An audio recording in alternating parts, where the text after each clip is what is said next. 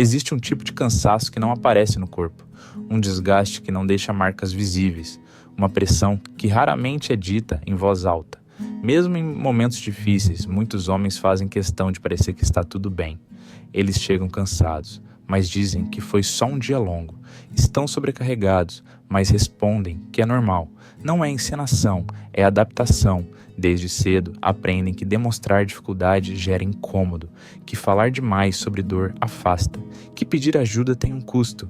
Então aprendem a manter uma aparência de estabilidade. A frase "tá tudo bem" não significa tranquilidade, significa muitas vezes "não quero incomodar", "não sei explicar" ou simplesmente "aprendi a aguentar". É um peso silencioso, carregado todos os dias por homens comuns, em vidas comuns. Este vídeo não é sobre competir em sofrimento, nem sobre transformar dor em virtude. É sobre entender um modelo de silêncio que foi normalizado e que cobra um preço alto demais. Bem-vindo ao Em Busca da Sabedoria. No vídeo de hoje, vamos falar sobre um tema silencioso, mas profundamente presente na vida de muitos homens: a pressão para parecer forte, a dificuldade em demonstrar fragilidade e o hábito de seguir em frente mesmo quando por dentro algo já não está bem. Ao longo deste vídeo, vamos refletir sobre como a sociedade moldou a ideia de que o homem precisa aguentar tudo calado, como esse comportamento se tornou normal ao longo do tempo e quais são as consequências emocionais desse silêncio constante. Não se trata de apontar culpados ou comparar sofrimentos, mas de compreender um padrão que muitas vezes passa despercebido. Este é um convite à reflexão, à escuta e à consciência. Porque aquilo que não é dito não deixa de existir, apenas se torna invisível. Seja bem-vindo. A construção do homem que não pode falhar.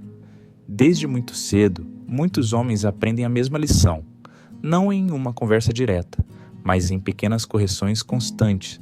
Chorar vira exagero, medo vira fraqueza, tristeza vira algo que deve ser resolvido sozinho. O menino não é ensinado a compreender o que sente, ele é ensinado a conter. Com o tempo, isso deixa de ser uma regra externa e vira uma exigência interna. O homem cresce acreditando que precisa dar conta de tudo, mesmo quando já não sabe mais como está por dentro. Uma masculinidade baseada em resistência, não em cuidado. Existe um modelo silencioso de masculinidade que não precisa ser anunciado para ser imposto. O homem precisa ser funcional, precisa ser útil, precisa ser estável, precisa aguentar. Não há muito espaço para falha e menos ainda para acolhimento. Quando ele não consegue sustentar essa imagem, raramente encontra escuta. O que encontra é cobrança ou silêncio. Então ele se adapta, e adaptações constantes também adoecem. Quando alguém de fora viveu essa experiência. Em busca de entender essa dinâmica, uma jornalista e feminista decidiu viver como homem por um período da vida. Ela não fez isso para provocar, nem para diminuir outras formas de sofrimento. Ela fez para compreender. Durante meses, viveu socialmente como homem. Frequentou grupos masculinos, ambientes de convivência, rotinas comuns. O que ela encontrou não foi poder, foi isolamento, menos empatia, menos escuta, menos espaço para vulnerabilidade. Ela percebeu que, entre homens, a dor raramente é compartilhada. Ela é administrada em silêncio. Mais tarde, ela diria que não estava preparada para o peso emocional dessa experiência. Não pela violência explícita, mas pela ausência de cuidado. A pressão não vinha de alguém cobrando. Vinha da expectativa constante de não precisar de ajuda. A pressão moderna, comparação e insuficiência. Hoje, esse modelo não se mantém apenas pela tradição. Ele é reforçado diariamente pela comparação. Redes sociais exibem homens confiantes, produtivos, bem-sucedidos, sempre no controle. Pouco se fala sobre dúvida, sobre medo, sobre fracasso. O homem comum começa a sentir que está sempre devendo algo, sempre atrasado, sempre aquém. A cobrança não grita, ela se repete em silêncio. Você deveria estar melhor. O isolamento emocional masculino. Muitos homens até têm pessoas ao redor, mas não têm um espaço emocional seguro. Falam sobre rotina, sobre trabalho, sobre distrações, mas não sobre angústia, não sobre medo, não sobre vazio. Existe o receio constante de ser visto como fraco, de ser um peso, de não corresponder. Então o sofrimento vira algo solitário.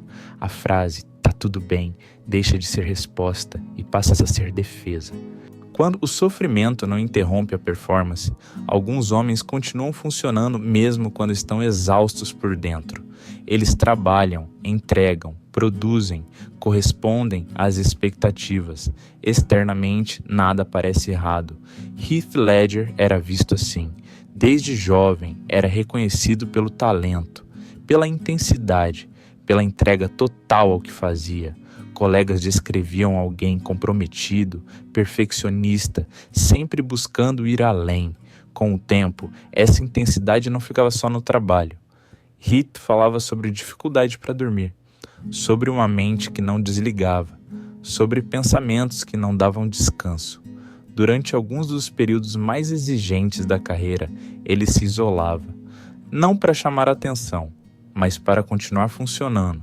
Do lado de fora, ele parecia alguém no controle. Do lado de dentro, lidava com exaustão emocional constante. Ainda assim, continuava entregando, continuava produzindo, continuava correspondendo. Ele não era percebido como alguém que precisava de ajuda. Ele parecia alguém dando conta. E talvez esse seja um dos maiores riscos do fardo invisível masculino. Quando o homem continua funcionando, o sofrimento passa despercebido. Talento não protege do esgotamento. Reconhecimento não ensina limites. Sucesso não substitui cuidado emocional. As consequências do que não é dito. Quando não há espaço para falar, o sofrimento encontra outros caminhos. A tristeza vira irritação. A ansiedade vira excesso de trabalho. O vazio vira vício. O cansaço vira afastamento. Muitos homens não parecem deprimidos, parecem apenas distantes. E quando algo grave acontece, a pergunta costuma ser a mesma. Mas ele não demonstrava nada. Demonstrava. Só que ninguém aprendeu a escutar. Força não é silêncio. Existe uma confusão perigosa entre força e ausência de sentimento. Silêncio não é virtude, é adaptação. E nenhuma adaptação sustentada pela negação é saudável a longo prazo. Talvez a verdadeira força esteja em romper esse ciclo, em permitir que homens falem sem serem diminuídos, em ensinar que vulnerabilidade não é fracasso. Conclusão. O maior custo que os homens carregam hoje não é a responsabilidade, nem a cobrança externa, é a ideia de que tudo isso precisa ser enfrentado sozinho. Enquanto sentir for tratado como fraqueza, o silêncio continuará sendo passado adiante, de geração em geração, e talvez a mudança comece assim, quando alguém decide falar e outro decide ouvir sem julgar.